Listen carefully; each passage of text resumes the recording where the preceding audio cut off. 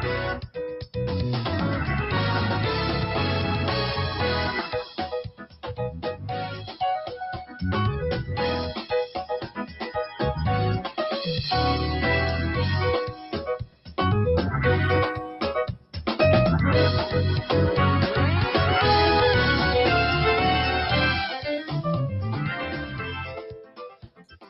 very good morning to you on this Tuesday morning, the 21st of October.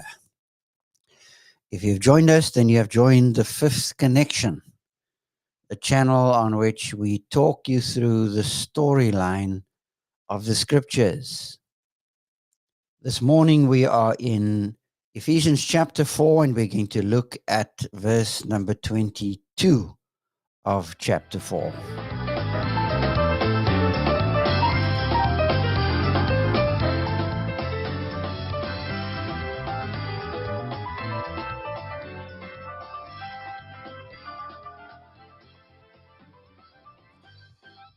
We have been on the journey of looking at how transformation takes place.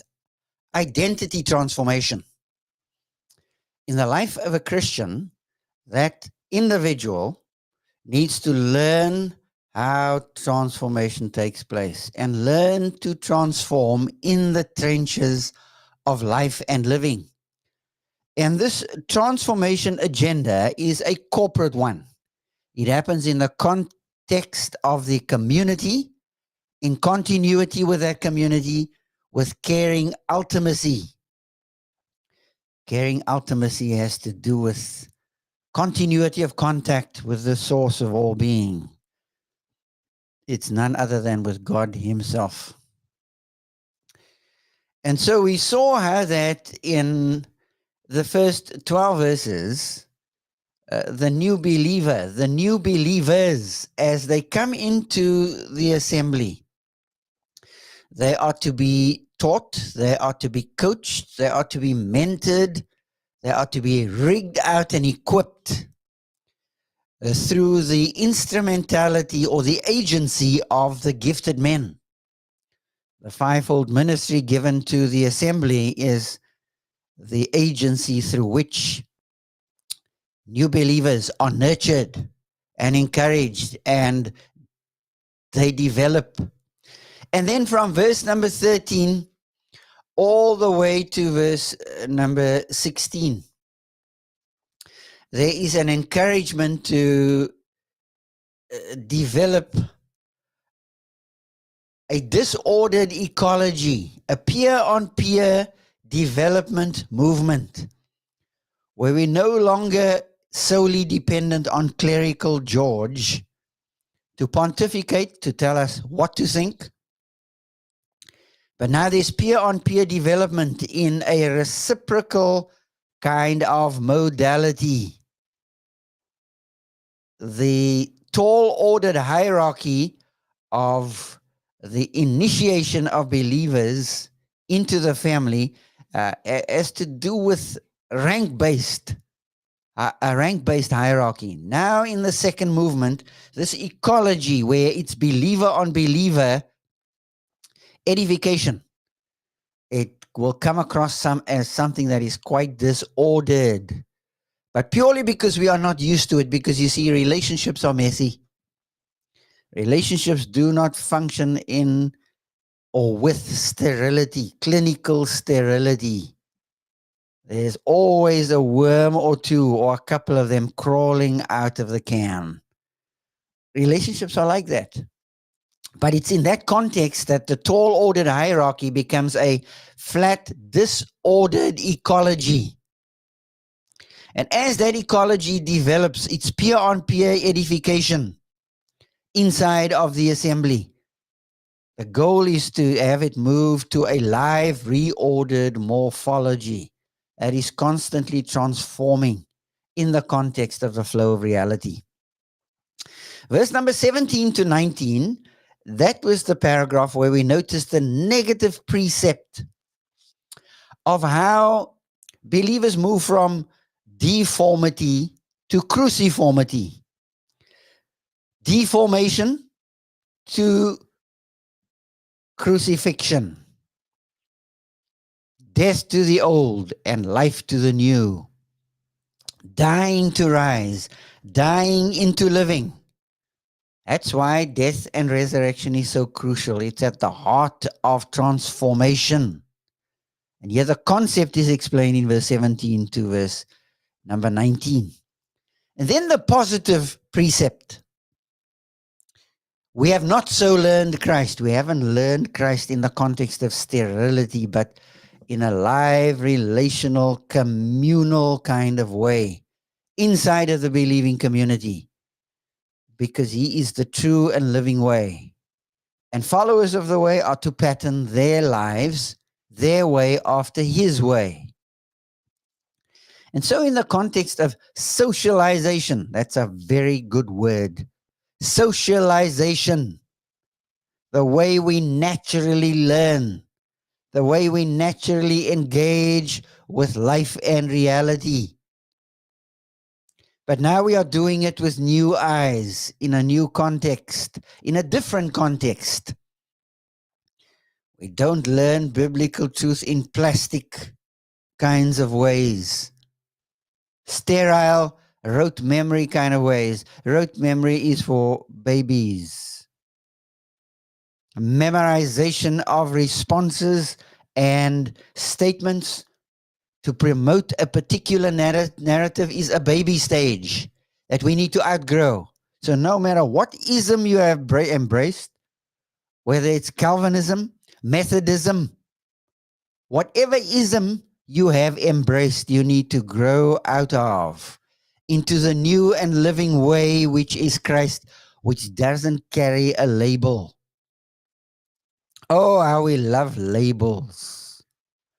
What needless pain we bear because we slap labels on each other.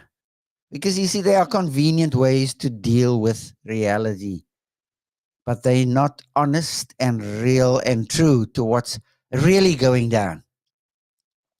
And so the writer says in verse 21, you need to understand the positive precept of socialization. Assuming that you have heard Christ, you've heard about him, and you were taught in him, as the truth is in Jesus, the truth is in a person. That's what we looked at in a previous episode. Now this morning, socialization has to do with transforming inside of the believing community. Verse 22, put off your old self, which belongs to your former manner of life and is corrupt through deceitful desires. And verse 23, put on, be renewed in the spirit of your minds. And as a result of that renewal, you are to put on the new self, created after the likeness of God in true righteousness and holiness. Now these lines run together because transformation is about drop and dress. Drop the old and dress with the new. Dress up with the new. The way we shed work clothes, working clothes, for a new set of apparel, a new set of clothing, because we are going into a new and a fresh situation. You generally don't go into your formal party best into a work environment where there's a lot of dust and grit and dirt. You change your clothing into apparel that is suitable. Well, put off your old self. You need to shed egoic attachments that come from your old self. Attachments are important. Ego attachments tie us down. But attachments help us to relate to life and living. We are attached to our children, to our wife, to other believers, to our belongings. But when those attachments become egoic, they are driven for selfish and narcissistic reasons. The text says, this line of the story in verse 22 says, shed egoic attachments. Die to them, drop them, leave them by the wayside, and go for the new and the novel. Shed your egoic attachments of your old self, which attaches to your former pattern of living. Your former pattern of living is your former manner of life that you were bathed inside of.